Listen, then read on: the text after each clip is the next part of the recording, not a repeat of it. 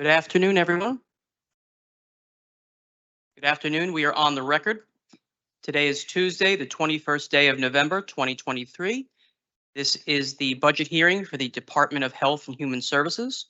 We had a scheduled 1 p.m. start, and my watch reads 1:02 p.m.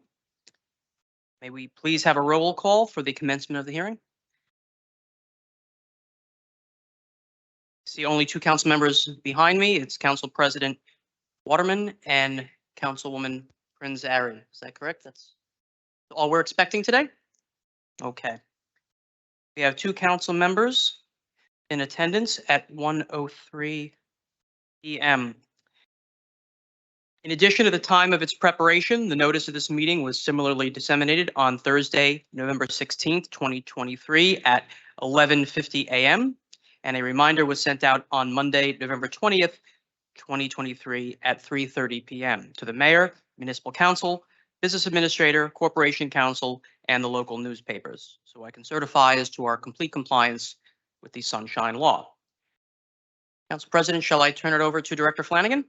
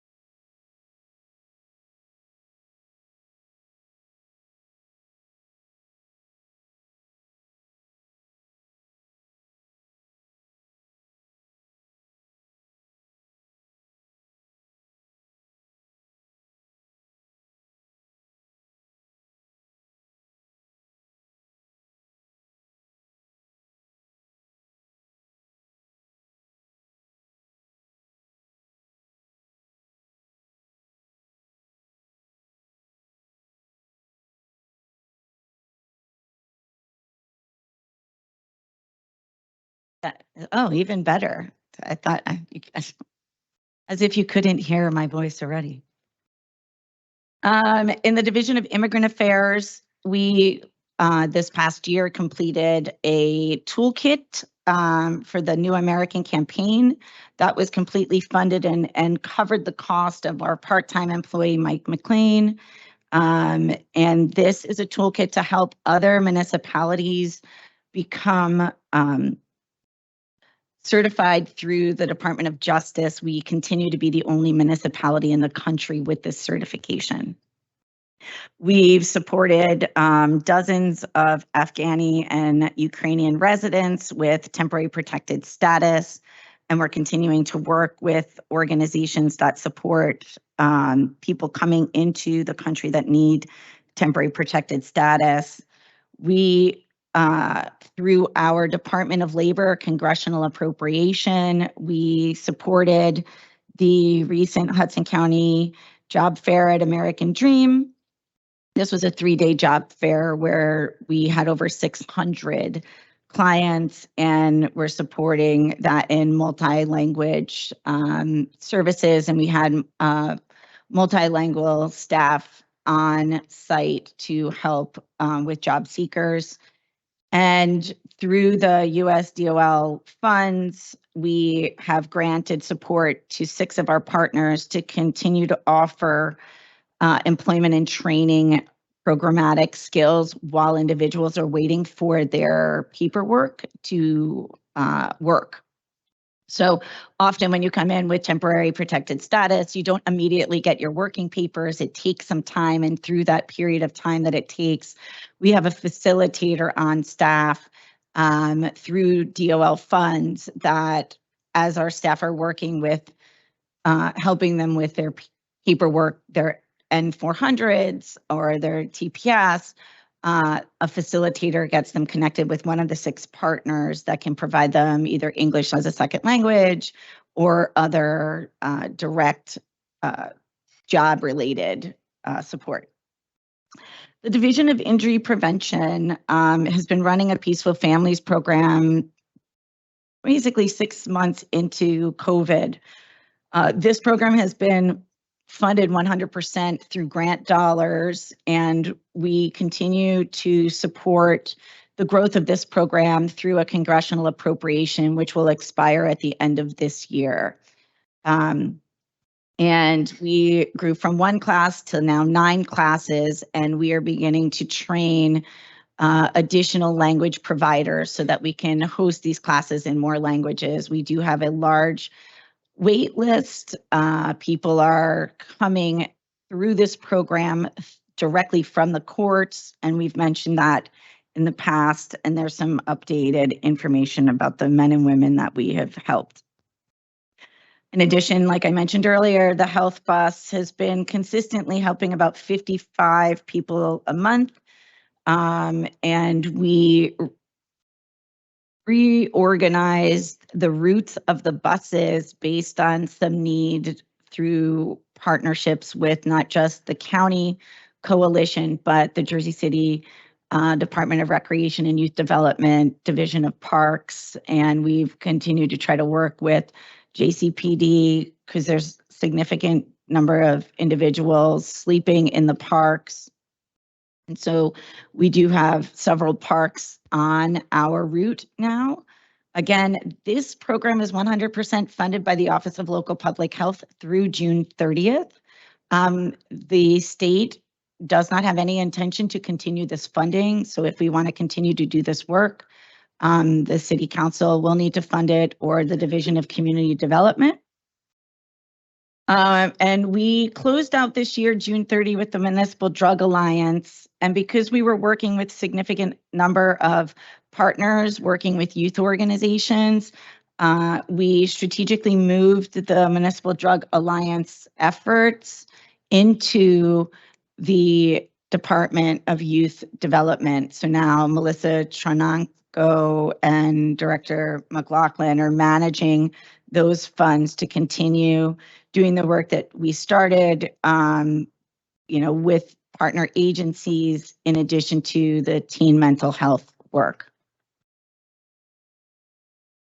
In our Division of Environmental Health, we continue to do work with the Quality of Life Task Force. So our staff are often staffing with that team.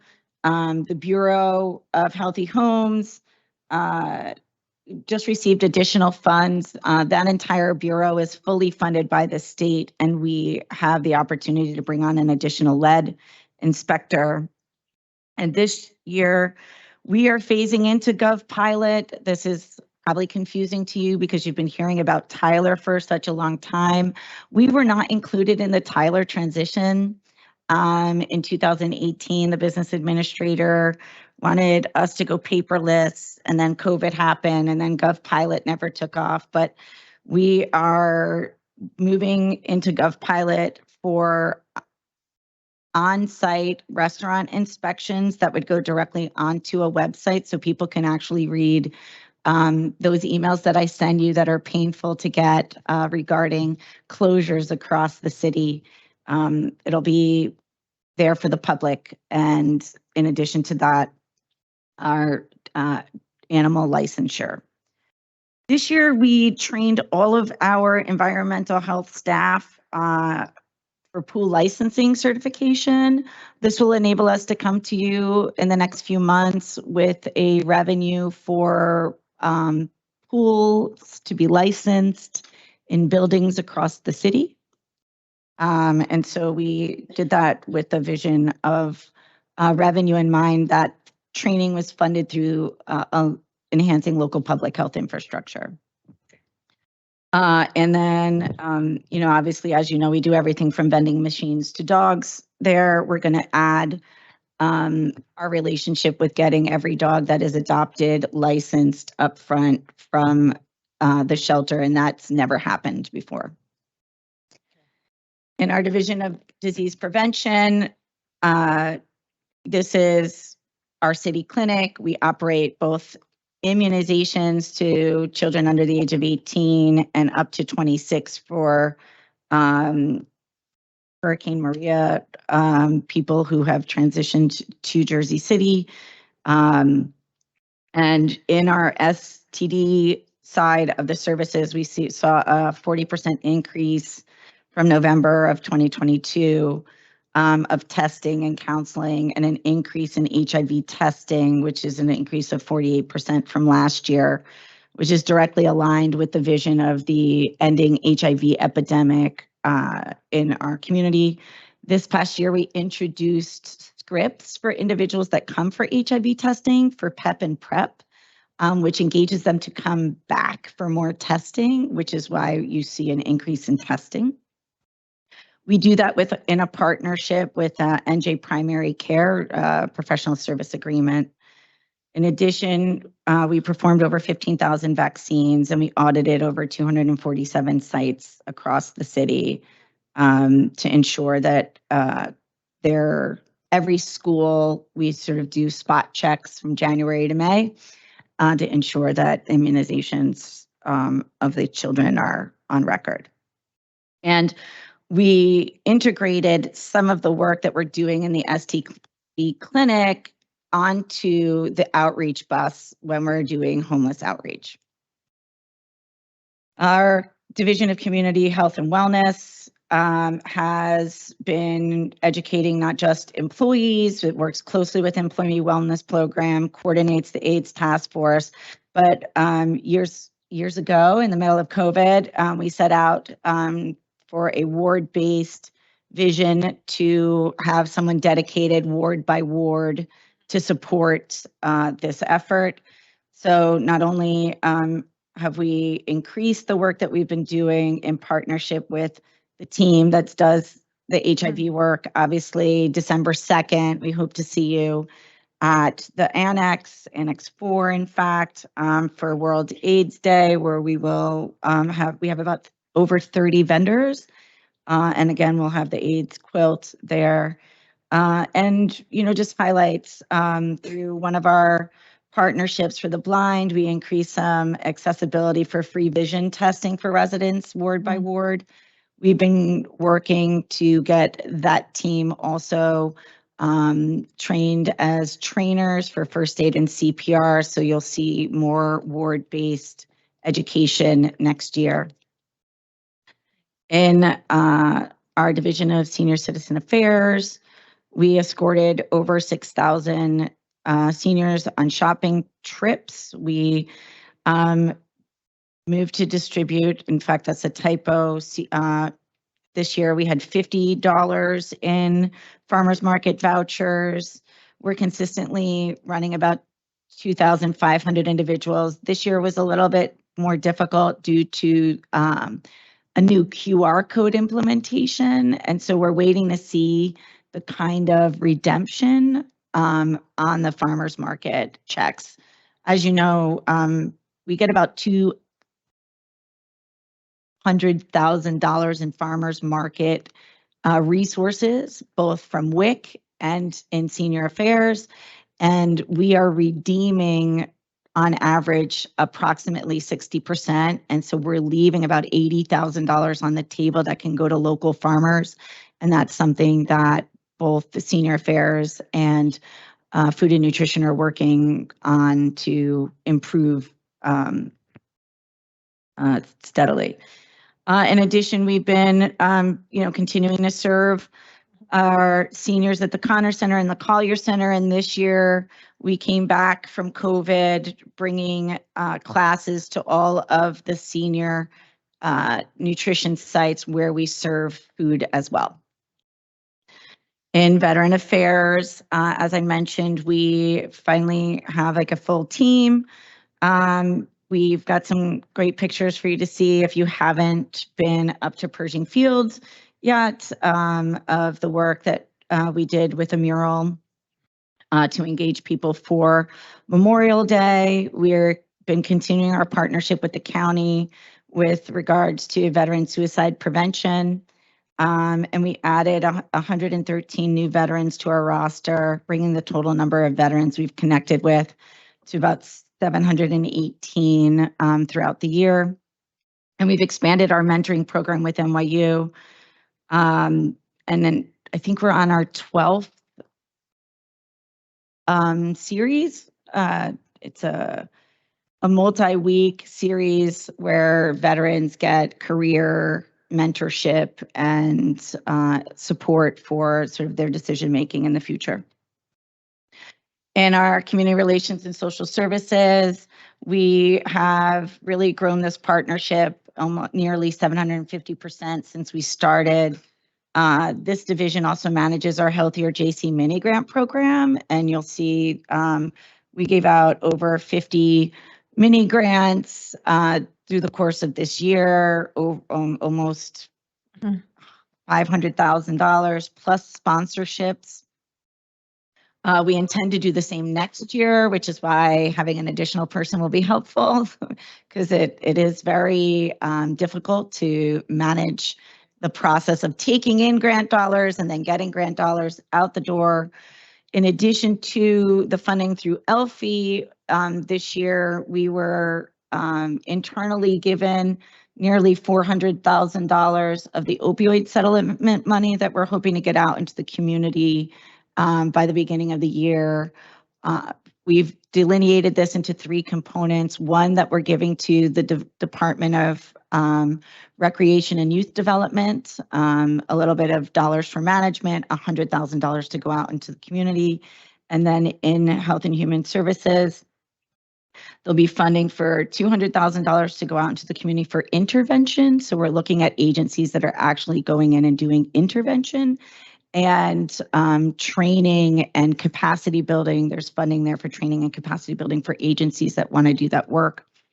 And so that kind of work, from with the funds that we have thus far, we're taking very little in staffing and or management to offset that work. We're trying to get all of that money into the community.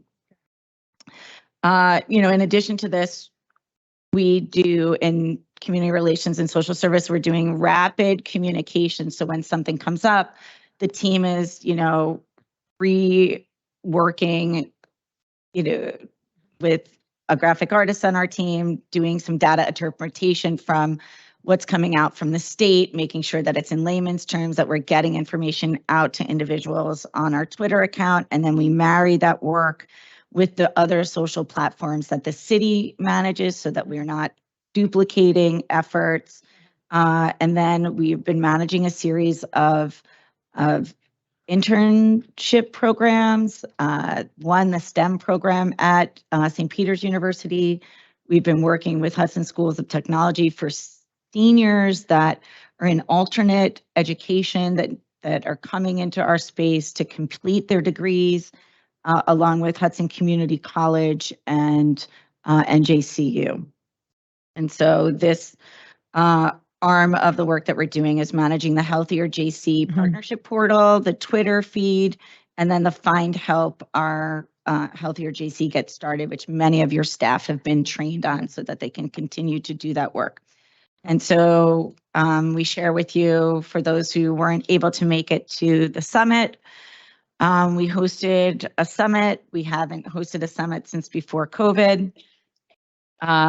Bringing together nearly 400 people over the course of 2 days, sharing the work that we're doing across our divisions, and then some of our partnership work, including there was like a day of pantry support services, work directly for our veterans, and we hosted our annual Veterans Luncheon during that conference to sort of leverage the number of people that are there. So there's an overview and some pictures from that work. And Director, let me stop you now, and because I know we are all on the time. Is there any questions thus far? She went through each division and gave a summary of exactly what's going on.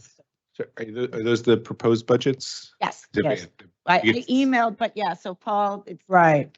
didn't make it to the, If I may, I just want to note the addition of two of the other council members who arrived just after the commencement of Director Flanagan's presentation. Councilman James Solomon and Councilman Youssef Saleh arrived shortly after the beginning of the meeting.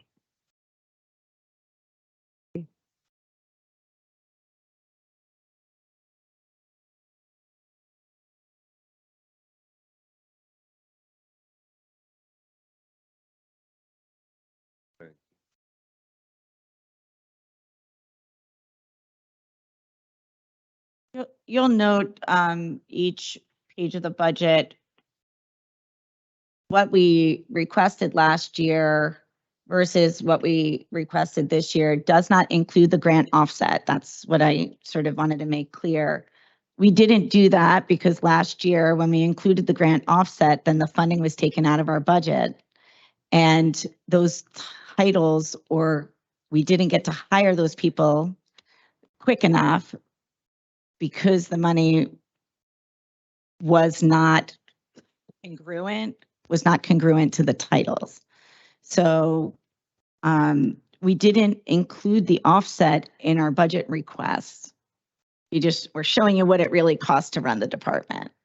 We do have on the last page of this presentation, the millions of dollars of offset that we have, but they're only aligned specific to certain items. So for example, our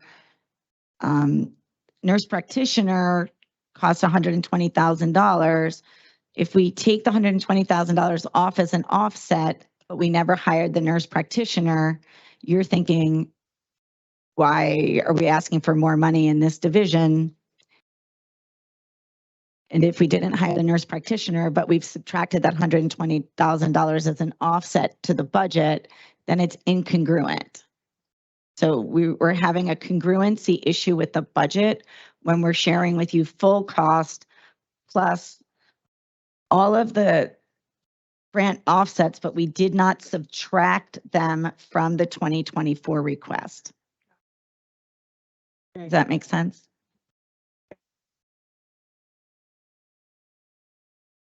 This also is because the grants change. So since we submitted the budget, we got a reduction in one of our grants. It's only $10,000, but then it doesn't make sense. So we're sharing with you true costs in the actual budget. And at the end, you'll note that we have nearly $6 million to Mhm. offset that budget. But it has to be done line by line in the reclassification, which takes a lot more time than Yeah. you might have for me to describe. Any questions? You spoke about the YouGov pilot where people can look at the closures. Were you talking about like closures for restaurants? Yes. And what kind of information will be displayed? It'll have the full report. Oh, wow. Okay. So it's, it's a standard form that's now online. And Chuck, are we adding photos to that? Because I'm hoping not. I don't like seeing all the photos, just to let you know that. Okay. No photos, the actual report. So they go through with a checklist. It's a checklist that's aligned to Chapter 24 of the state code.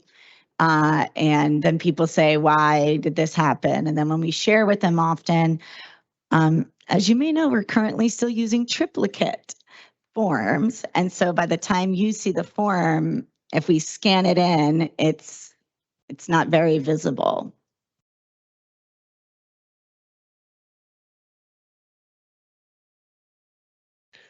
For the animal control budget, just make sure I understood what you were saying. The proposed budget is roughly 1.5 million. Yes, And the prior budget was around 1 million. You're correct. basically saying that based in, you're digging into the details, that there were certain funds that sort of, I don't know what the right phrase would be, but those are the things you needed to do since to fully fund the department. Yeah. So for example, they are taking everything with them. Right. Sure. So we're buying cages, we're buying new vehicles, even though all of our funds funded that work, it's owned by the agency. And that's here. Could some of that potentially be capital budget? Yes, and that's, I think, our very next meeting from Sure. here is a meeting with the Division of Community Development. There is funding for facilities. Right. We are covering some of the costs of vehicles. So we're taking 2 vehicles that are current. One is a canine vehicle, one is a pooled car at the Department of Health. Those are becoming animal control support vehicles. And then we're purchasing 2 more vehicles. And then other tools that we're trying to cover through the dog trust.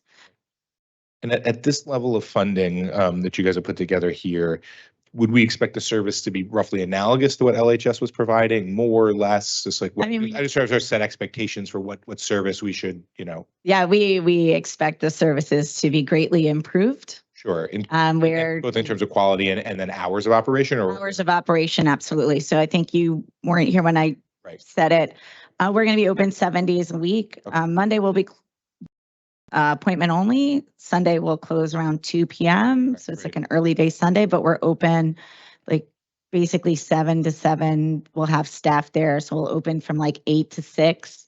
And then we'll, with what we have in the budget, includes like very expensive contracting vet services.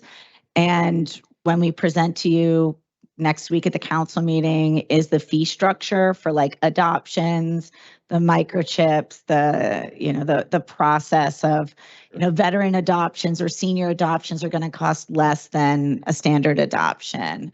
Things that Sure. how we structure that. Makes sense. And this is tangential, but just while we're here, just to bring it up, you just can you kind of update us on the I don't know if they're getting the right phrases, but the adoption out of the LHS animals, just to make So, sure yeah, we don't so- get to the end of December and we just know that we have a plan and those animals. Yes. So just to be very clear, Liberty Humane Society intends to continue to operate adoptions, support services, TNR. That is, a big part of their work. They'll continue to do that work no matter where they are located. This obviously where they were located was a city building when they chose not to continue sheltering services in response to us not being interested in continuing animal control because of all the calls you all get. We had to come up with a plan.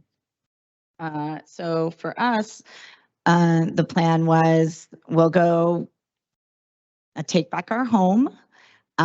They have other locations where they currently work out of, and they've been meeting, from what I understand, with partners to base their TNR services. Every animal that comes into the shelter between now and Christmas Eve is under the ownership of Liberty Humane. And they will continue to remain dedicated in adopting those animals out. So I guess maybe just for clarification on my part, the hours of operation are for animal control. Will there be sheltering and adoption services through the city as well, or are you just focusing on? Yes. Okay. Yeah. So in taking over a shelter, adoption services are going to be part of that. We're going to bring to you an updated fee service schedule. I think it should be on the agenda if you haven't had your agenda meeting yet.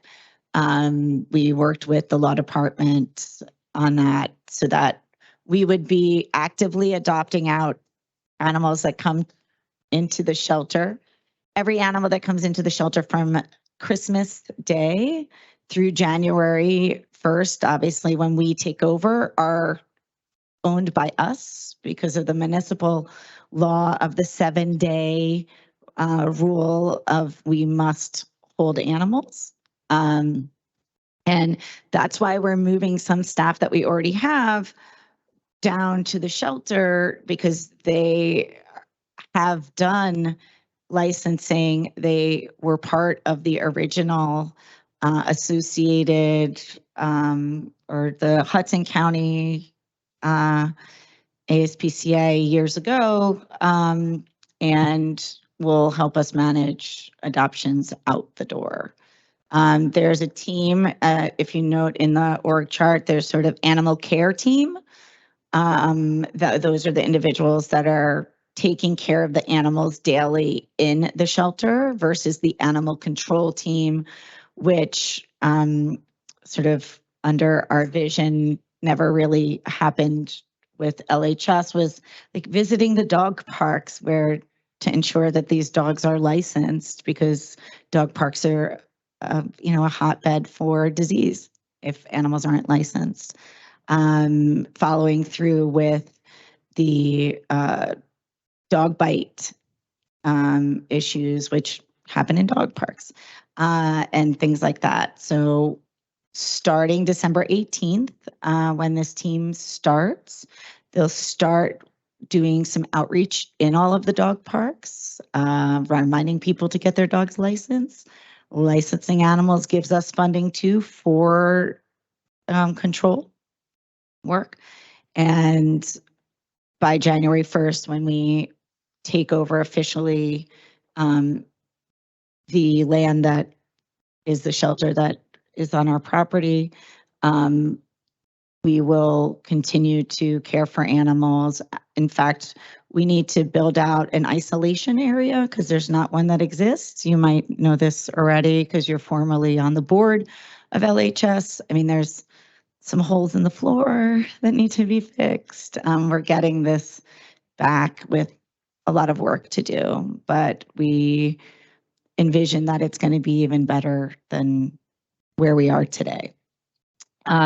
You may not know that during Sandy, the Office of Emergency Management had purchased a mobile shelter, and we're going to move that mobile shelter onto the premise. It's operated via generator in case we outgrow the shelter rapidly before we get to do a lot of the infrastructure items. But a team from infrastructure, along with the starting team at Animal Care and Control, have already made visits over to Liberty Humane to kind of have a checklist of things that need to get done. And we've been working very closely with Director Kearse and Director Patel on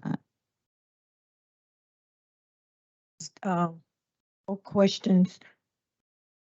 Yeah, ahead. the only Oh, thing go ahead. it's not even a question, but it's more just because we're switching the timing of the hearings. And so I think obviously there's going to be a lot of conversation with the administration before a budget is coming. But I think just for my own purposes, it would just be helpful to know from your perspective of, what are the most important sort of requests that you're putting in? Obviously, everything's important, everything is valuable, but it's just great for us to have in mind, baseline of the status quo, what are the 3 or 4 things you're proposing that you think are, Yeah. really crucial to the work that you guys are trying to accomplish? So what you have here is a very status quo budget, because we see some of our funding ending. We've got a lot of like hyper funding post-COVID. A lot of that funding will end June 30th. So while we can cover half the year, and we did do a lot of that coverage last year to offset some budget needs to ensure that we were still running programs. I would note the Division of Injury Prevention is, 95% funded through congressional appropriations, and without, all the things in place. I understand, the Department of Finance has been trying to get some support for grant management. That really helps us. We are doing a lot more administrative work than we have in the past, and waiting on others in other departments. And so we are not able to move as quickly, and we're not as nimble as we were during COVID. And so that impacts our ability to respond.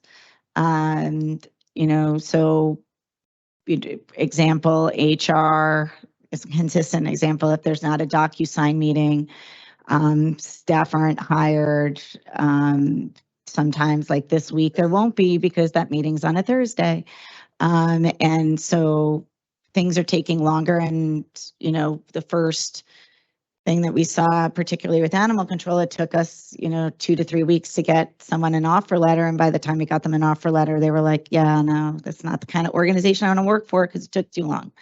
And so if we're that kind of organization where things are taking too long, and, it impacts our ability to serve.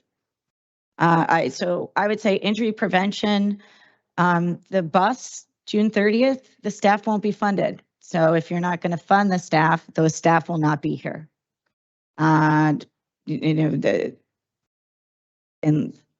are sort of the key things. Those are the staff that are going around offering showers and services and reducing, some hygiene issues that cause disease across the city. We are seeing a lot of increased work and increased needs. So we've asked in very few places for additional staff. And so if that's not funded, it just takes us longer to be able to do something. And while we'd like to serve and do, people are scheduled at 40-hour work weeks, and staff that are out in the field that are union are 37 and a half or 37 hours. And when someone needs something at night, I'm not a badged individual that can go out and do some of that work. And I'm willing to take calls throughout the night, as you've seen many of my staff do.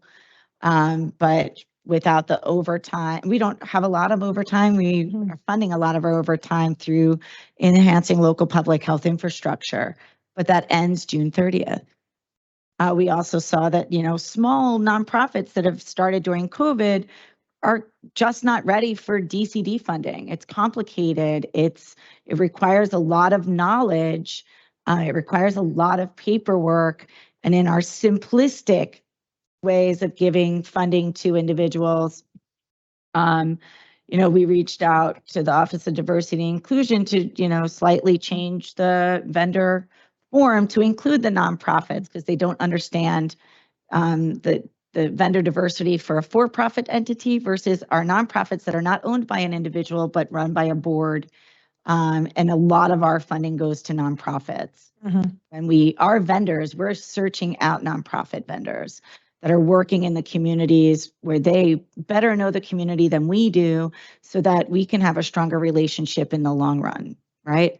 A lot of those new organizations that may have started during COVID are nowhere near ready to get HUD funding, right? And so right now we're funding them out of grant dollars. But if there was a vision, right, to continue to give out money, right? So I'm using opioid money, Municipal Drug Alliance money, enhancing local public health infrastructure funds, and putting that out into the community, because we know that they are doing the targeted work in the community, but they need a lot of handholding and a lot of technical assistance, but they don't realize that's what they need.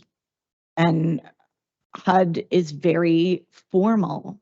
and requires a lot of, you know, paperwork that small nonprofits without capacity can't handle. You need more staffing. Yeah, we need, you know, if we're That's going to what- I manage just wanna know grants, we need what's some your more need? staff. What's your desperate need? That's what. I think an additional That's all. person in our Division of Community Relations and Social Services to help Community. with that grant. You know, what is not here is sort of replacement staff. So I'm moving Carmen Mhm. out of my department to go help with animal control. So bringing someone on that really understands accounts, because she supports our internal accounts and she's supporting staffing, two of my divisions that don't have administrative assistants. We don't even have places to sit. So I don't even know what I'm going to do with more staff because I don't have seats. Which is why we've consistently asked to rethink where the tax assessor's office is so that we can better manage staffing because we don't have another seat in our office. I'm laughing because I was up there. That's why. Yeah, you know, you see, I see. we're on top of each But, other. but what we want, okay, is more staffing, and what divisions do you need the majority of the staff? And that's what we want to get Yeah, to. so, and community health and wellness, we don't have a Ward C person. Okay. So we've been sort of makeshifting that. The director's office, health officer's office, we don't have enough people to tackle the diseases that are coming out. Right now, we are backlogged at Hep B and Hep C follow-up, tracking. We are seeing a great increase we put in an outreach worker inside the clinic.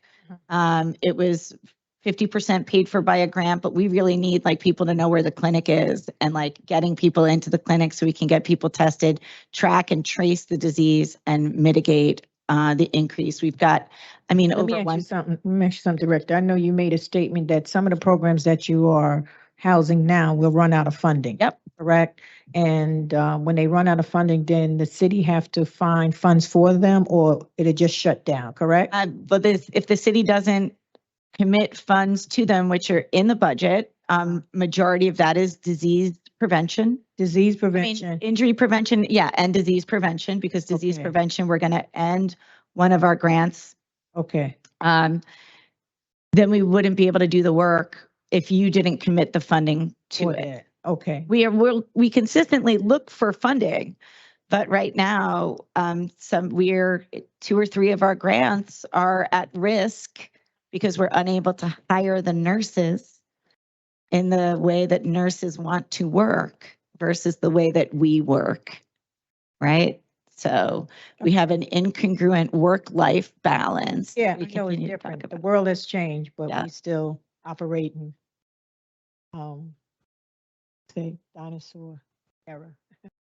So, yeah. So, yeah, so the rest of the document is just highlights of events and numbers so that you can see for yourself the increase in work that we've been doing over time. And we do really have a dedicated staff and, you know, they're working hard to serve the residents and we just want to make sure that they're not getting burned out. We saw a lot of that right after COVID. We lost a lot of staff to work from home jobs, you know, with the state. They get trained really well in Jersey City and then get $10,000-$15,000 more to go work for the state and work from home.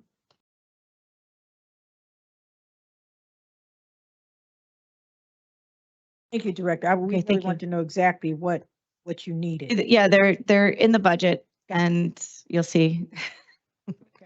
Thank you. Finance, y'all want to add anything to? Okay. Nothing? Okay.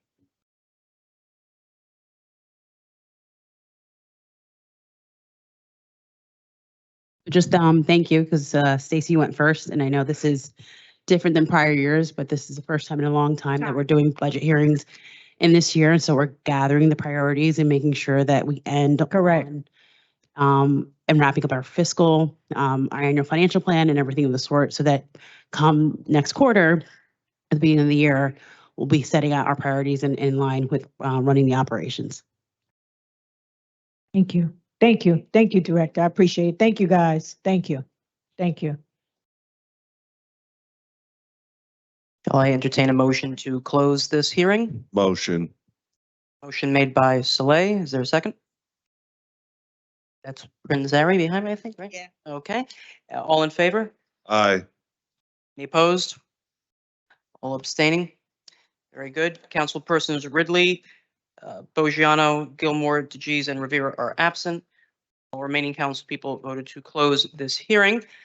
Council members, just a housekeeping matter. Obviously, the next hearing is scheduled for 2, and we're a little bit over. Do you wish to just transition right into the next? Okay.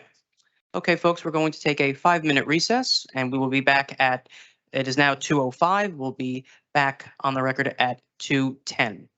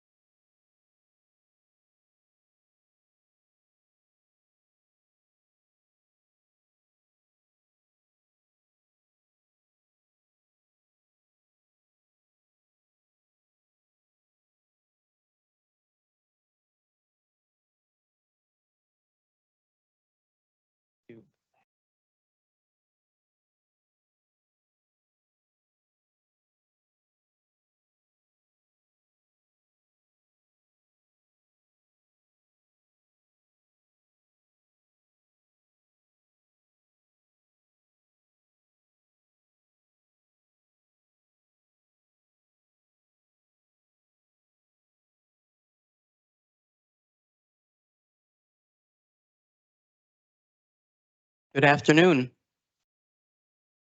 Good afternoon. We are back on the record. Today is Tuesday, the 21st day of November, 2023. This is the budget hearing for the Department of Administration, Division of Human Resources. We had a scheduled 2 p.m. start.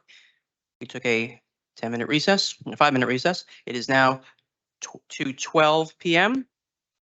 May I have a roll call for the commencement of this hearing? Councilwoman Ridley is absent. Councilman Prinzari, she just stepped away. Councilman Bojano is absent. Councilman Saleh, Here. Councilman Solomon. Councilpersons Gilmore, DeGeez, and Rivera are absent, and Council President Waterman. Okay, so I know we have Councilwoman Prinzari here, but right now we have 3 present and a 4th on the way. So without further ado, Council President, shall I turn over to the BA? All right, Mr. Metro. Thank you. Thank you, John. Wow, I almost said Sean. That was close. Thank you, John. Thank you, Council, for your time, Council President. I think for the spirit of time, what we're going to do is the first half will be my offices, and then we'll split to the second half for HR. So kind of going through that, just to start off, the business administrator is basically runs the day-to-day operations of the city, and through his office also oversees the other departments through assistant BAs. And then we have some, aside from what I would say municipal court and human resources, basically offices that function under the administrator, and not necessarily because they are directly associated with the administrator, but if they don't fall in with the other mission statements of the departments, I'm worthy of them. So we have those, and then we also do have 5 or 6 line items that we consider through finance, statutory obligations, and citywide expenses that I would be best to represent, which are our statutory obligations, insurance fund, health benefits, and pension systems. So with that, I'll start with my presentation, the one that says Department of Administration. You should receive 2, both Department Administration and 1 for Human Resources. I'll start with mine. My office, the administrator, myself as the administrator, and then it's comprised of 7 other employees. Those employees include division directors and assistant BAs. So you'll see there from left to right, we have a new information technology director. Greg Corrado is an assistant BA that serves as the communications director. We have an Office of Internal Audit that's spearheaded by Jeff Enright. Diversity and Inclusion, which the director is Floyd Jeter. Human Resources, we have Director Rosa here. Abatement and Compliance, which also the task force falls under, that's Gina Abwan. And last but not least, we have Wendy Rizzoli, who represents the municipal court. So if we start in my office, again, we oversee the day-to-day operations of the city. It's myself, and then we have 6 employees that report directly to me that are assigned to different departments. Peter Horton, Greg Corrado, Kevin Lyons, Chanel Robinson, John Mercer, and David Diaz. Just kind of going through those. Peter Horton works with me day to day overseeing departments. Greg Corrado oversees the communications. Kevin Lyons also works with Peter Horton overseeing the departments. Chanel Robinson's our new EEO officer.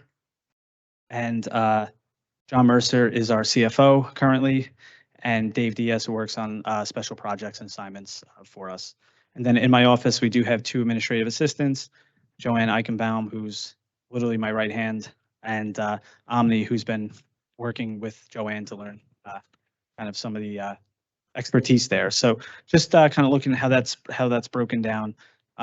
Peter helps me with the agenda and oversees some of the public safety and law department and internal audit functions. And then we have Greg Corrado, who's particular to communications, and then he's also helped us on construction projects and working with Director Patel's department, going through that. Kevin is our liaison to HR, HHS, and Recreation. Chanel's handling all the EEO now. We'll get a little bit more into that as we continue. John Mercer, obviously financial operations day to day. And then David Diaz has been working on several projects for us. One was, moving into the new public safety headquarters, the start of the new payroll system. And now he's working on car impound that we're looking to launch, as well as some of the capital projects and timing those out for us. So that's the basis of my office. In particular, if you look at the next line item, next page rather, sheet 4, salaries and costs are relatively flat. I asked the finance department to remove anything that wasn't spent this year to date. So we do have some small adjustments, but the overall is a $40,000 increase in that division. Onto our Division of Communications. Again, that's overseen by Greg Corrado, who has a background in that. And he has a good team here. Stan Easton's been with the city well over 20 years. Really takes a look and oversees all of our online postings and also the recorded council meetings and public hearings like this. And then he has a team that's split up. On to the left, you'll see the first vacancy. Unfortunately, that is for a replacement for Kristen Glaze, who we've lost recently, and very missed. It was a very key aspect and component to our team, and obviously we would have to replace him because his work product has been really absent without him being here. And then we have Patrick Byrne and Ryan, who work day to day on the technology aspect of the communications. Jen Brown handles all of our photography and ribbon cuttings. And then we do have a vacancy for a supervisor. I'm not going to ask for that to be filled, so that'll be a reduction.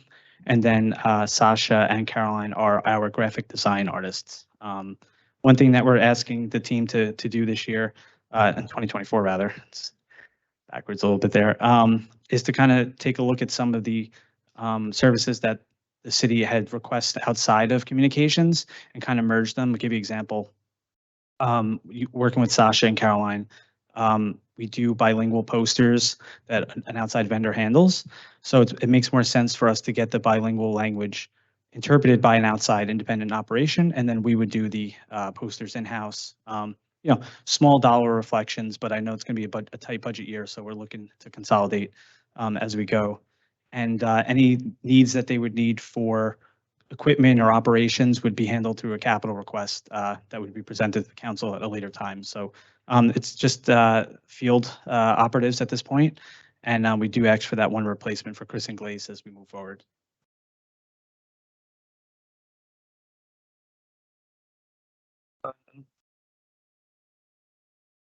Do you have any part-time workers in communication? We did have one part-timer budgeted, but we're not going to fill it. So we did have one that left, and we're not going to replace them. Full-timers, yeah. And the reason for that, Council President, is because the hour shift for the assignments, so they're on a rotating schedule, that the part-timers would then be entitled to additional layers of overtime and salary.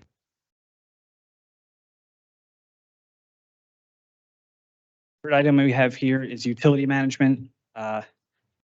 This might be my last year with this spiel, but the city used to have a water department, and the water department had then been consolidated. And at the spirit of keeping those individuals in the pension system, they're allowed to work for, at the time, Suez, and then but they would still stay in the city pension, and they'd be replaced their dollar amount, dollar for dollar, and reimbursement through Suez. Veolia now honors that as well. When I started with the city, there's roughly 7 employees, and we're down to 1. So not saying this individual is going to retire, but if and when they do retire, we'll come back to the council and ask them to dissolve this utility management just as a function throughout the operations.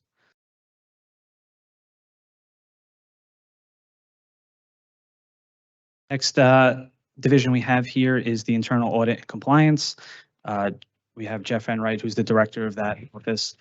He's worked with finance over the last 2 years through budget and now over down at internal audit.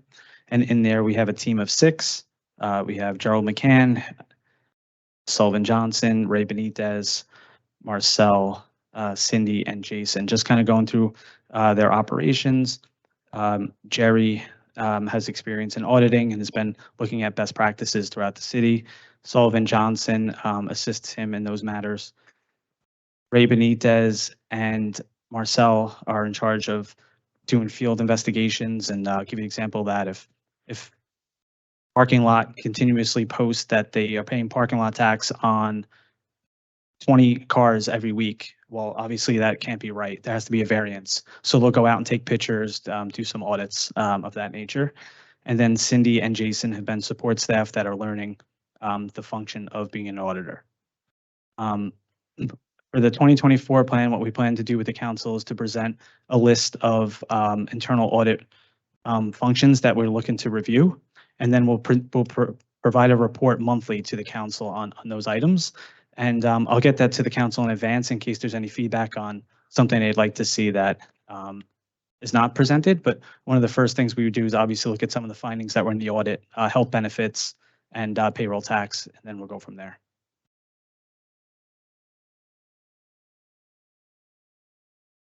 The next division I have here is our IT division, broken down into basically two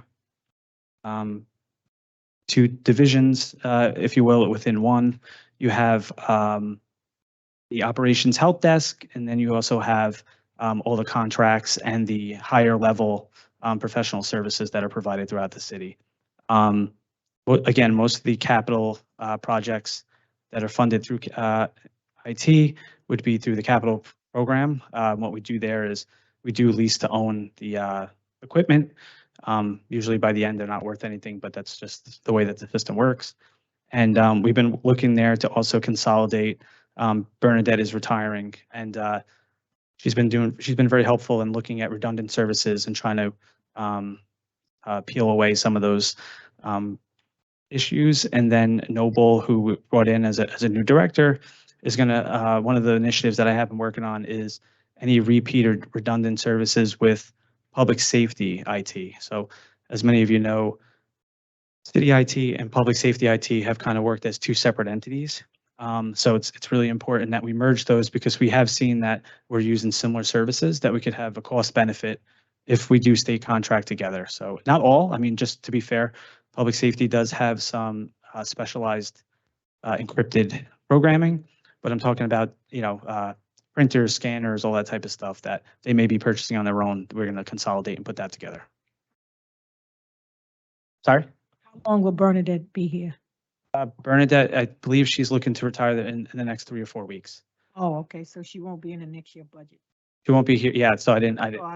Yeah, so Bernadette had stayed a little additional than what she had hoped for to retire. I mean, it's her retirement, but we asked for a seamless transition as we did the onboarding of potentially new hires and that type of thing. So that's what we have there, and then of course Vivek's the number 2 in that department as well. On to the monster, municipal court. So municipal court has been evolving over the last few years, so to speak. There is a case for the municipal court to actually be its own department, but because of the Faulkner Act, not possible. But what we're trying to do there is really put a strong leadership in place. We do have our chief judge, and we have Wendy Rizzoli, who's a civilian director. And what we're looking to do there with the work of, with the help of the council and mayor's office, is to kind of separate the municipal court into several functions that we'd have more direct leadership over. And it's not a reflection of the leadership that's there. If we feel we could do a better job at kind of creating silos, if you will, that when someone's in charge of more specific 1 or 2 functions, you get a better result out of it. So what we're looking to do there, and we'll work with the law department, is essentially create assistant chief judges for for different parameters around that. And then we'll work with the council on that, but specifically it'd be like, one that oversees, the community court and the domestic violence issues and, separate aside from the actual criminal proceedings. And then, of course, we have the traffic court as well. So we feel like maybe if we branch those out into separate silos, should be better results. And it's not just something I thought about on the way here. It's something we've looked at in other municipalities, not necessarily New Jersey, because we're one of the largest, but throughout the country, it is a best practice to kind of have subdivisions within the same department. I changed for the council the first of the year or the end of the year? Yeah, so what I'm actually looking to do is introduce it in the December meeting to the council. I just wanted to get through the budget hearing first. And then it would be potentially approved January, and we could have a full year of that. We still got to meet with some of the state representatives just to show them what we're looking to do from a strategic standpoint. But there's no indications that there would be any pushback on that. The only thing we did have, which we're still working on, is we're looking to use the public safety headquarters for some of these purposes. And it just has to be approved by the state for security and different measures.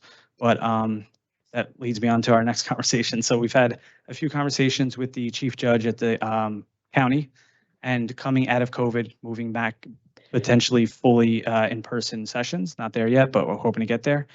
We did have to revamp some of our security needs, and there were some concerns there.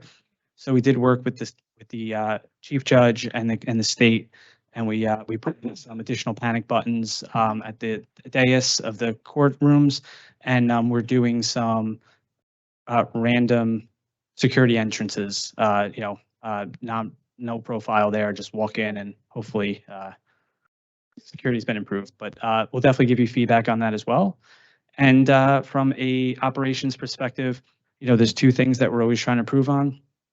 One is customer service and customer relations. We have launched the online service where you could pay your fines or schedule online via email. We are also looking at other departments that throughout the country that have the phone relays, that if there is it's picked up by a voicemail or robot, and the robot identifies it as a non-English speaking individual, it could be immediately routed to the service that provides the translation. So hopefully we can get that launched in January as well. And it's kind of baked into their budget. It's not really cost. It's a few cents a call. So we'll see how that works. And the other thing was that it's been public that public safety matters has been launching the ticket booting blitz, if you will. I don't like that word, but and that's for off corner parking and some of the major concerns that cause traffic roadway. And obviously that's then also been a burden on the courts because they're processing all this. So what we're looking to do is there is one vacancy in a part-time judgeship that we'll be looking to fulfill through the council.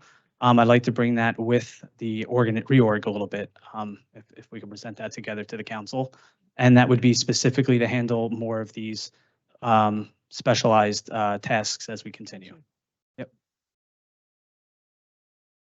And then we do have public defender as well, small office. Just a reminder that we only have three full-time employees in public defender's office. Everyone else is attorneys, professional attorneys that are hired as stipend employees. And that's why you'll see their line item is 312, and they get paid on a per case basis. And we've adjusted that last year. Thank you to the council's consideration for state level. They were a few bucks behind, so we leveled that one out. And they do a great job. And of course, we don't pay. We don't charge for the public defender. That's something that the council passed a few years ago. So this is truly a public service for the city. With that, I'd like to bring up our HR representatives who will go through some of our HR components, and then I'll follow up if we have time at the end to discuss the pension and the insurance fund.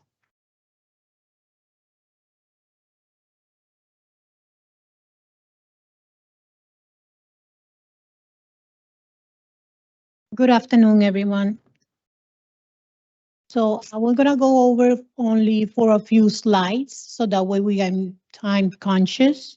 The first slide that I'm gonna address to is number 3, is our employee headcount. Last year, we have a total headcount of 41 employees. We lost 8 employees this year. So right now we have a headcount of 33 employees. The offices they are under HR is the Office of Employee Benefits, the Office of Risk Management, Office of Workforce Management, and the Office of Payroll.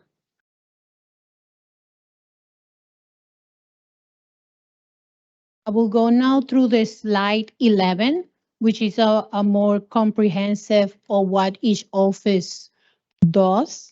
The Office of Employee Benefit administers the City Health Benefits Plan for eligible employees and retirees. Oversight of employees' voluntary benefits, such as Wellness Program, FSA, EAP. Manage all the city civilian pension plans and process retirement and disability early retirement applications and provide employee with retirement counseling. The Office of Employee Relation and Workforce Management is responsible for centralized and strategically providing human resource and workforce planning to our estimated of roughly 4,000 employees. Oversee all the disciplinary action, labor grievances, employee mediation, labor negotiation, and coaching. It's oversight the EEO and affirmative action under the supervision of the EEO officer, Chanel Robinson, and oversight the city compliance of civil service regulation, providing guidance, advice, and support to our workforce. The Office of Risk Management supervises the administration and payment of workmen's compensation, responsible for the administration of city self-insured and general insurance program, oversight of the city compliance with safety standard and OSHA regulation, and oversight the New Jersey DOT CDL clearinghouse program. And payroll does the processing and examine the accuracy of calculation for payroll, meaning the taxes and standard deductions. Runs various supplemental payroll for uniform employees, and prepares standard report and accounts reconciliation to comply with the year-end reporting requirement. The next slide that I'm going to discuss is number 13, so you can have highlights of the KPI. During the 2023, we have a separation of 404 employees. These we have on March, the voluntary incentive program, which is the buyout, as normally people know them. That's why we have so mass separation of employees. And due to the first half of the year, we have a hiring freeze. Then when the hiring freeze was lifted, then we only have been hired as of now 81 employees. This impact the new enrollments, as you see in the next graph. For medical, we have only 50 new enrollments, prescription only 40, and for dental only 45. It doesn't add up to the 81 because the 13 people waived the benefits, and because the benefits start after 90 days, some of them is going to be ongoing into December or early next year. But for you to have an idea, as of now, we have a total active membership in our benefits, 2,576 of dental, 2,597 in medical, and 2,537 in prescription. I'm gonna jump to slide 15. I know that this is a process that normally people have inquiries about how civil service work. So I wanted to have a flow chart so people can understand better. This flow chart is normally sent in the open announcement that is sent throughout the city, but normally because people are so eager to read the titles that they're announced for, they normally don't read through the flow chart. So I wanted to go over the process so people don't understand better. We have a provisional employee that when he's approved in the state, this trigger the announcement. These announcements are issued by the state. It's not issued by the city. We don't have no influence. It's just the state. How long it may take, we have no control or no way to know when these announcements are going to be issued. It can take 6 months. It can take a year or so. Right now, since the state is still working on a hybrid program, it has delayed even more the process. And also we have to take into consideration that imagine the same amount of employees that the Division of HR has working for the whole state. So it was delay and slow down even more the process. So after the announcement is issued and we receive the announcement, is distributed citywide, and all the employees that are provisional or other employees that are interested in another title, they can apply to. Once they apply and the closing date is met, then the state is the one who reviewing the applications and issue a testing for people to attend to. The state is the one who notified the employees. We don't have no control. We can follow up if an employee has increased, but everything once in our end is completed, the state take over, civil service take over, and they process everything. How long it might take, we don't know as well for the same reasons that I mentioned prior to. Do all employees know they have an email? So employees that don't have access to the email, each department has to post this announcement on the bulletin board. So that way they ensure that all employees have access and they're informed of this announcement. Oh, so This it should be posted. Hmm? Every announcement should be posted throughout the city and each division. correct. I just want to make sure, because I know employees call me and I'm just trying to figure out, do they have an email? Because I know civil service would email based on the conversation. Not Right. only they have to apply it online. There's no paper application. But the employee itself will know that there's a notice. Yes, and They know how do we notify them? You said it'll be posted in each division. yes, They do not have an email, so the city don't provide each employee an email. correct, So all employees don't have an email. correct. Oh, okay. I thought everyone had an email. No, they don't. Okay, so they was right. Field workers, they don't. Gotcha. Okay, they was right. So after they apply, they will receive a notification from the state. It can be a notice of eligibility. Then soon after, they will receive a notice of certification, which will ask them to respond to the appointing authority of their interest. These notifications are sent to the employee prior to us receiving the list of eligible employees. So sometimes employees call and we even don't know what they're talking about because we haven't received the list as of yet. After that we receive the list, working with the BA office and the department, we go over the employees that are found eligible. So that way make sure that the need is still within the department, and also that the employees is performing at the level, at that capacity that they apply to. And the reason why I'm explaining this is because some employees, for example, they are applying for titles that they're not working on, but they just want to be on the list of that title. And then they're following up with us or following with you guys. And where are the status of these the testing that they apply to, but then they don't advise the department, their own department, what has transpired.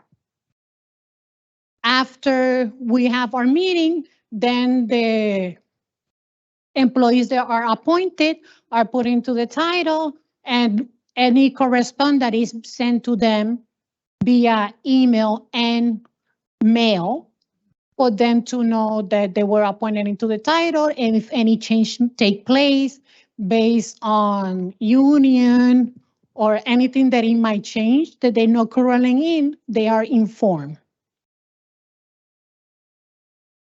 But this communication is always sent when the announcement are issued. From there, I'm gonna skip to the slide 18, which is our budget changes. We can see that the most of our expenses are line item 307. All the training and development programs are housed in HR.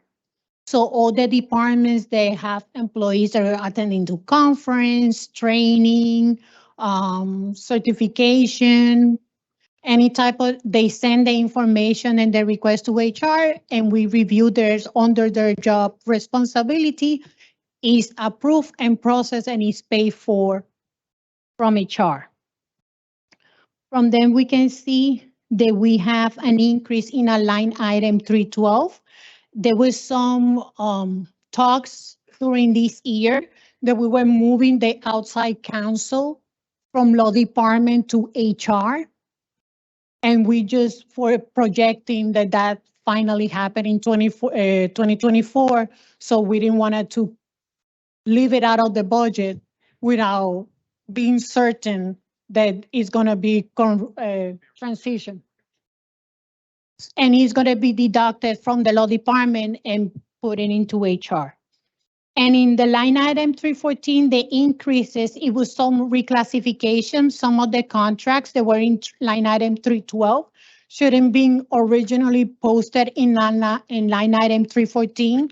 So this is why you see the switch. So even though the line item 312 increased due to the outside counsel, it did decrease because it was moved into 314 for the proper classification.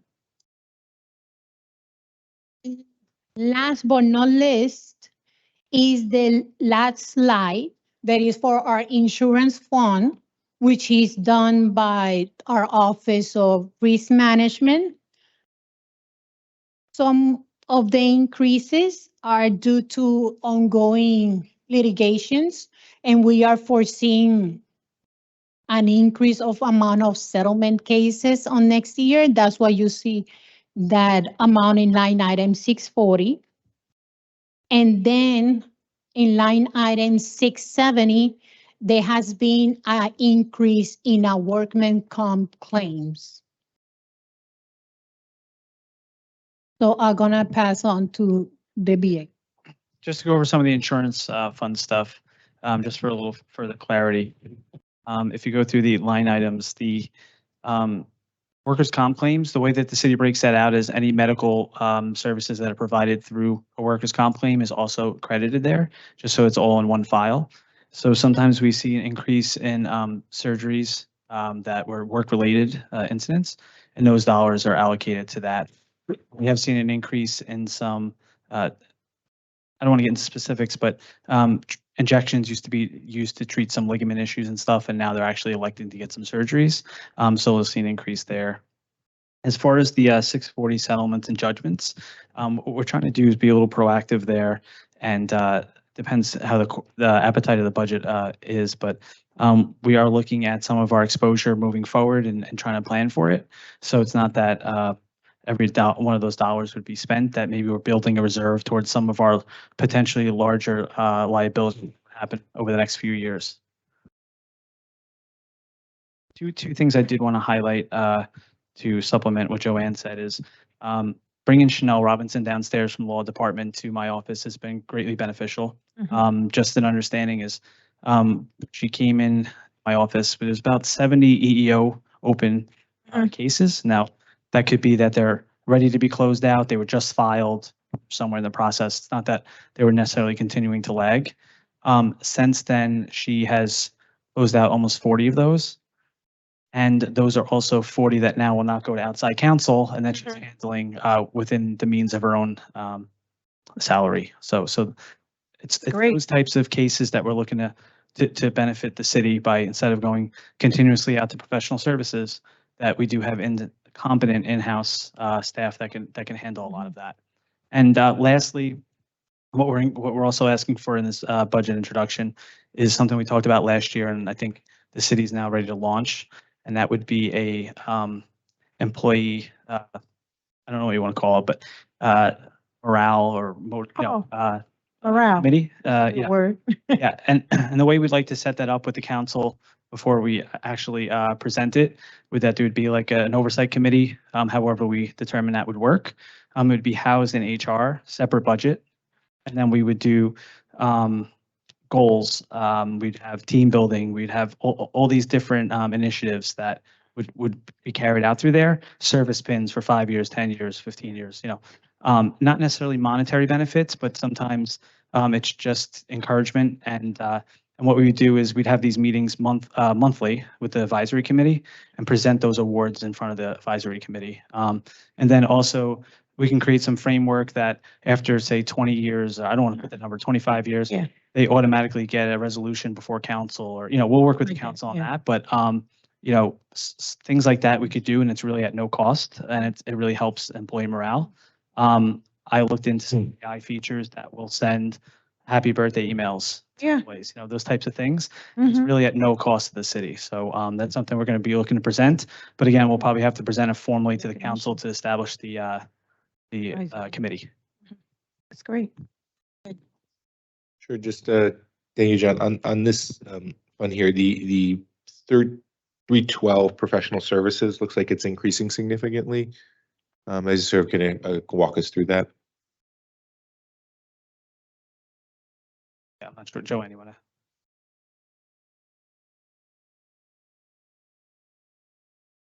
That's because all the outside counsel EO investigation that they were housed in the law department are gonna be now transferred over, deducted from the law department, and it's gonna be now in HR.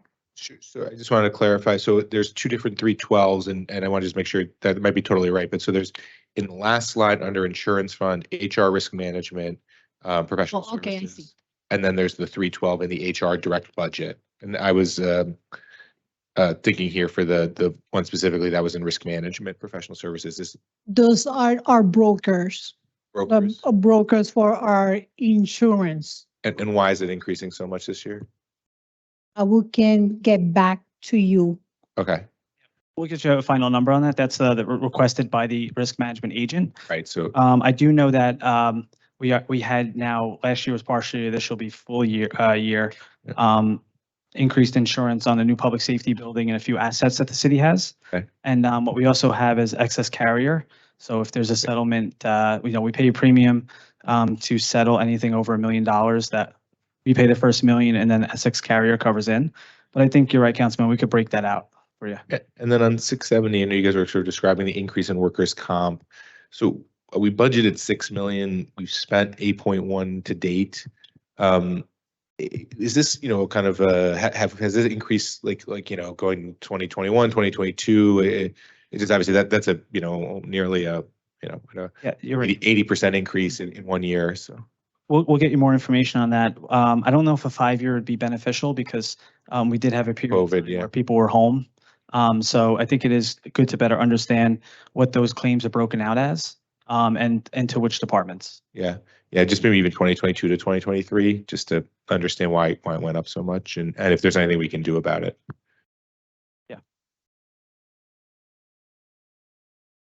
Yeah, we'll get you that information. Okay, great. Sorry. Thank you, guys.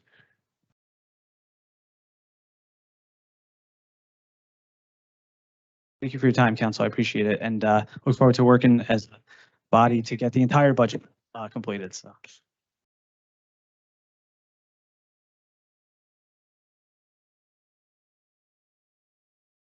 Motion to adjourn. There's no other presentation. Okay. So, kind of caught off guard. and- Sorry. All right, so can I entertain a motion to close the administration and HR public budget hearing? Motion. Motion made by Saleh. Is there a second? Okay. Second. That was, okay. Councilman Waterman. And all in favor? Aye. Any opposed? Any abstentions? Okay, we are wrapping this meeting up at 2:52 PM. We have the next scheduled hearing is law, which is scheduled for 3. So I guess we'll take an 8-minute recess. Is that correct, Council? Yes. Okay, so we'll see everyone here promptly at 3 PM.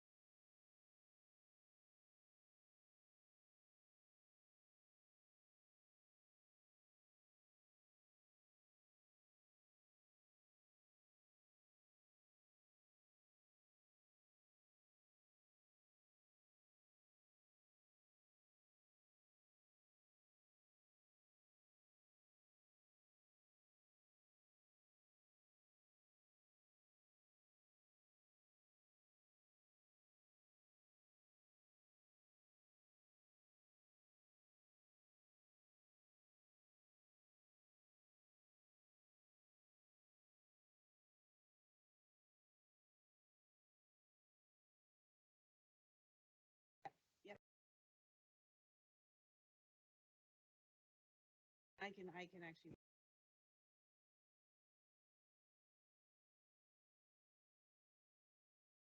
Elect.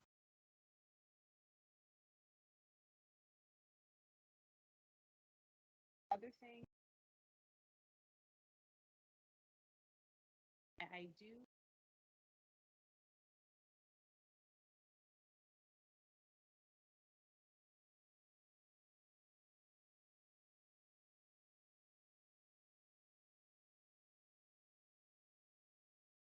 Proposal.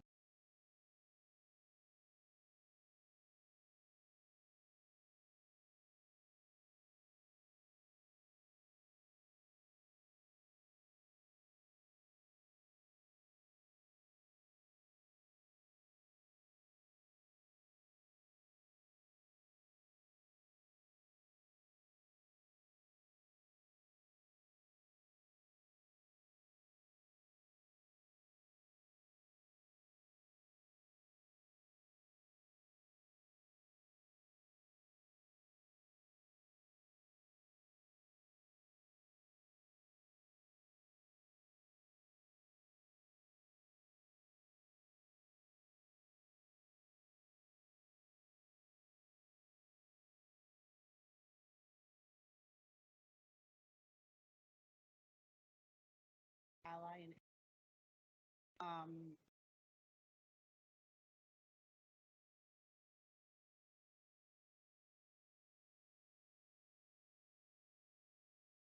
like valuable pro.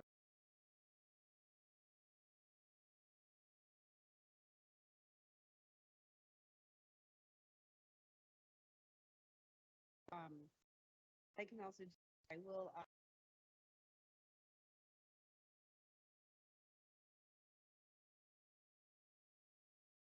if I can get any additional from you, if it's a matter of funding to either register for the bill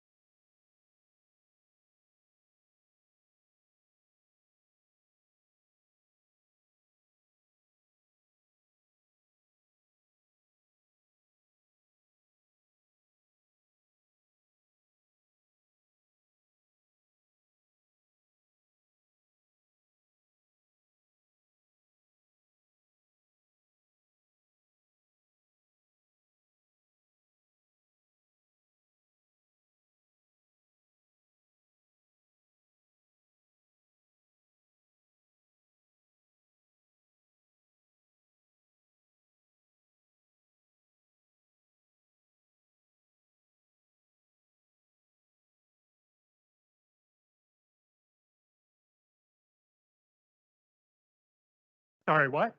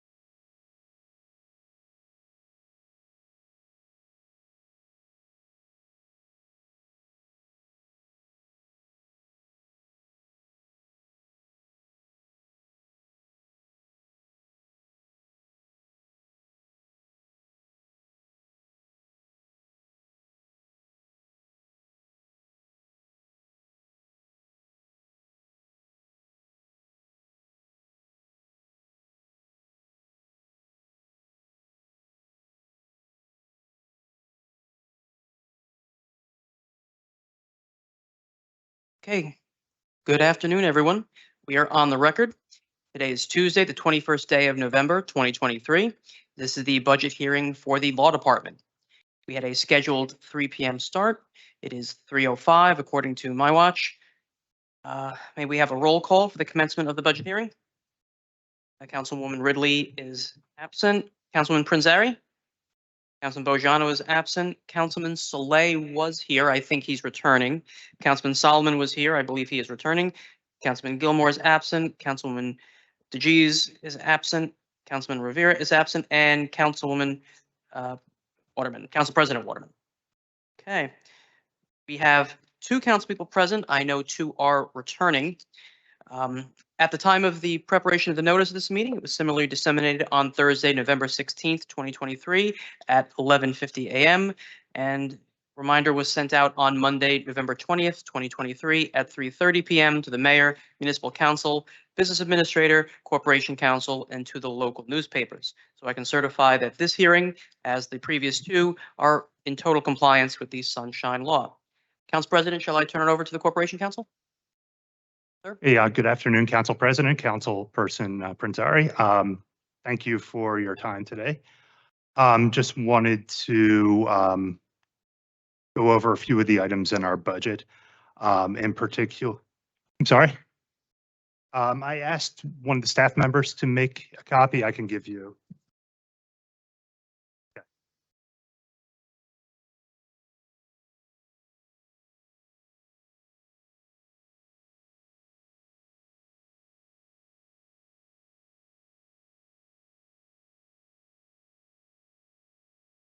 I'm sorry, I had asked if I needed to bring copies and I was told I did not have to, so.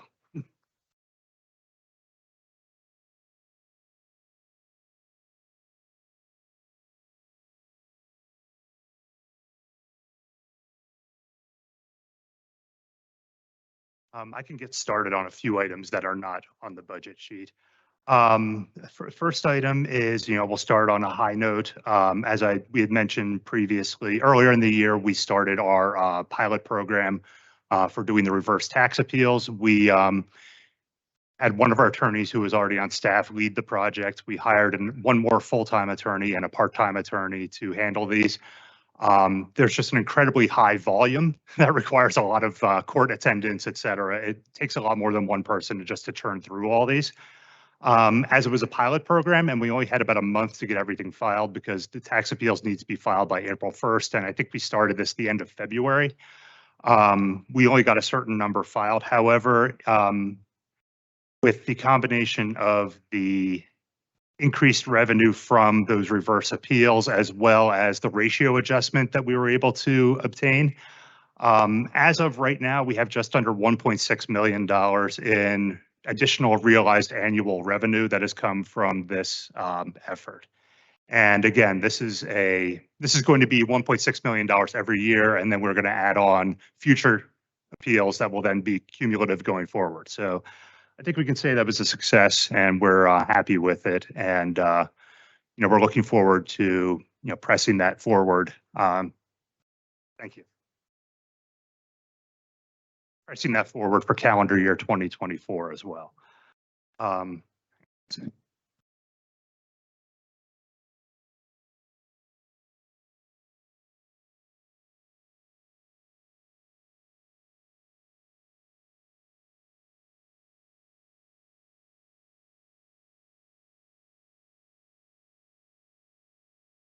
Were there any questions about the reverse appeal program?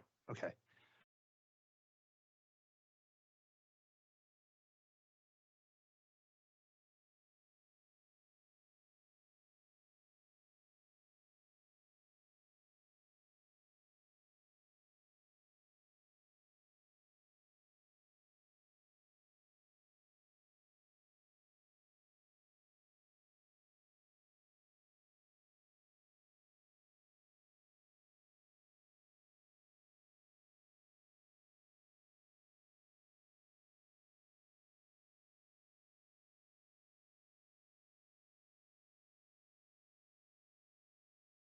I apologize for the confusion there.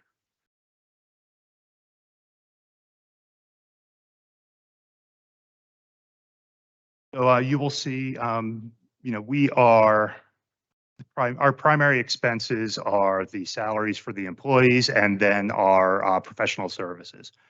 As you know, 2 years ago, we instituted a step system for our attorney salaries that would lock attorneys in at a certain pay based on the number of years of experience they have from when they passed the bar, years of practice up until now. We have included those step increases for the handful of attorneys who are qualified under that portion.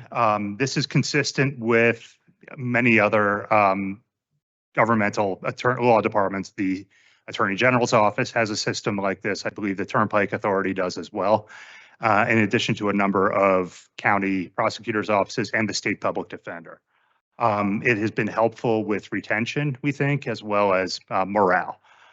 So we are asking for the approval of those step increases that have been put in. We've also put in for increases for a couple of our management, not attorney management employees. These are merit increases and also adjustments that would come for cost of living, et cetera. And we would hope again that the council would consider those as well. We have listed 4 open attorney positions.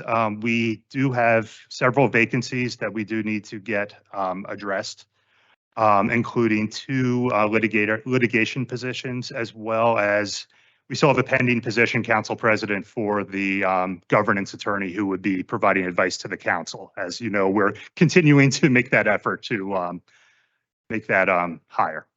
And then we also would look to beef up our labor and employment section, which would, we feel, help defray some of the expenses for the outside counsel and the professional services, which, as you'll see, we did exceed budget this year. And I think there are several reasons for that that I can go through when we get there. Do you have any questions about individual salaries?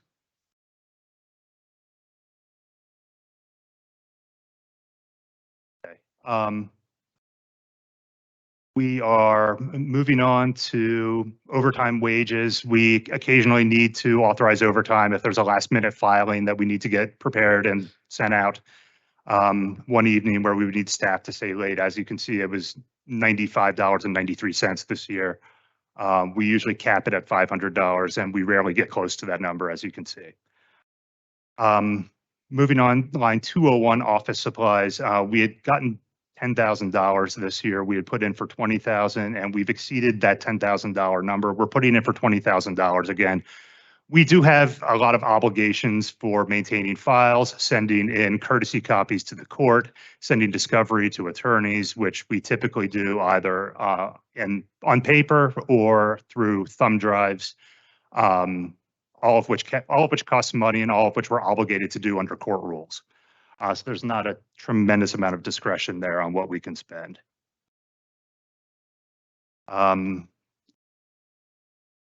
Everything else we have, we're putting in for a modest increase for our PACER. That is our federal court document access system. Again, we just see increased costs and increased usage of that system. What else we have? So professional services, as you can see, we did go quite a bit over that, and I can talk about that. we've been doing a tremendous amount of labor negotiations this year, all of which are very time consuming and are quite expensive. We've been using outside counsel for those negotiations. There are a couple of reasons for that. One, there's the level of expertise, and two, there's the staffing in the law department and the level of expertise in the law department. I would be very open, and I would hope that one of the positions that we have open for this year would be to recruit someone with a specialty in collective bargaining and labor negotiations who could receive a full-time salary and the benefits that would go with that and defray some of the costs for the labor negotiations. A lot of these were also, we had a fair amount of, again, backlog from the COVID period for EEO complaints, other things that got kind of pushed back because the courts were closed, hearings were not taking place, perk hearings were not taking place, et cetera. So we did a lot of catching up on that in 2023, which required a lot of billings. So I think there could be a combination here. We've also had some preliminary discussions with some of the departments themselves who have benefited from the labor negotiations for specific department labor unions to potentially help us defray some of these costs. So I think a combination of getting, some assistance from the other departments in addition to potentially staffing up internally with a specialist in labor and employment and collective bargaining could help us knock that number down quite a bit for 2024 and going forward.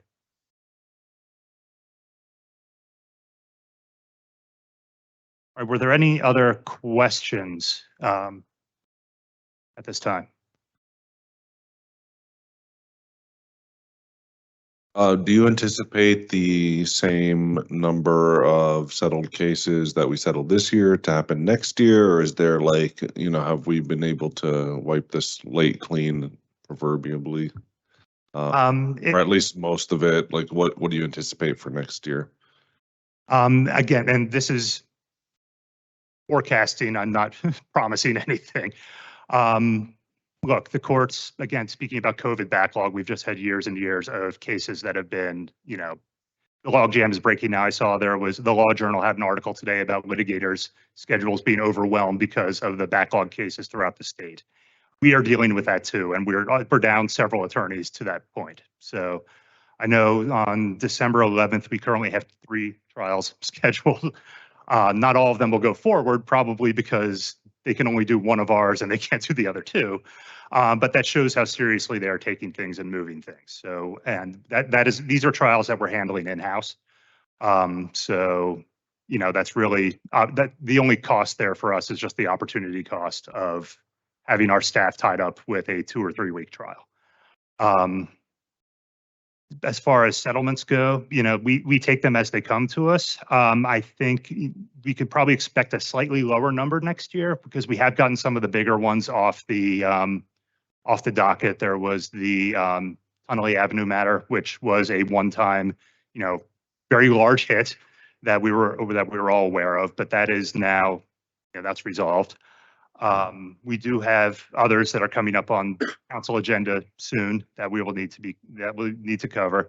And anytime we settle a case, we are trying to avoid, the risk of going to trial and being hit with a heavy verdict that would then,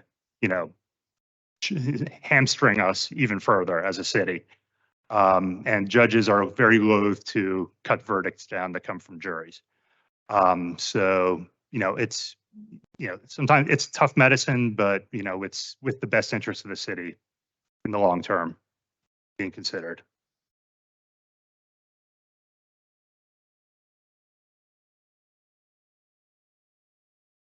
As Peter, because I came late, but it sounds like you were getting into this, but I see the kind of requests for the different positions for 1 investigator, 1 paralegal, and 4 attorneys. Yes. Obviously, we don't know what will ultimately be in the budget, but could you just sort of walk through what each of those people you're hoping are doing?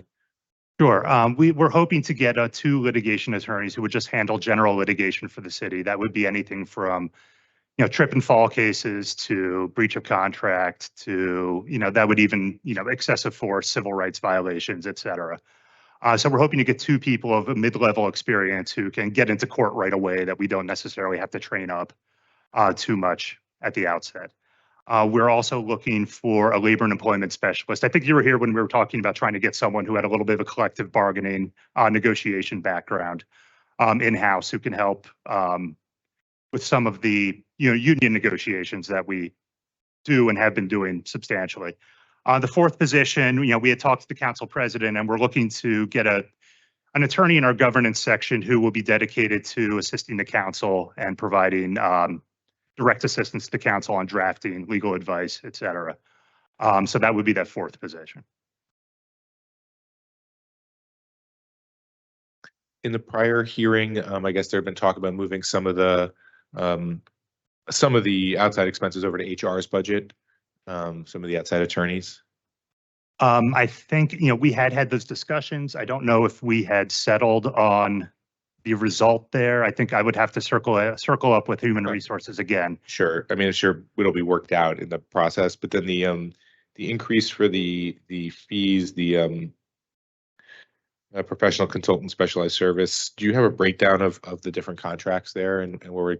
Yeah, we can provide that to you. Yeah, that'd be great, just so we can see. It looks like an increase from 2023, although I know the year isn't done, so it's a little hard to know. Right. Great. I think that's it for me.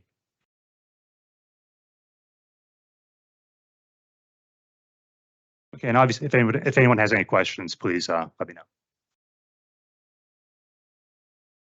I already mentioned the reverse appeals. Yeah. Okay. Okay, thank you very much. Thank you.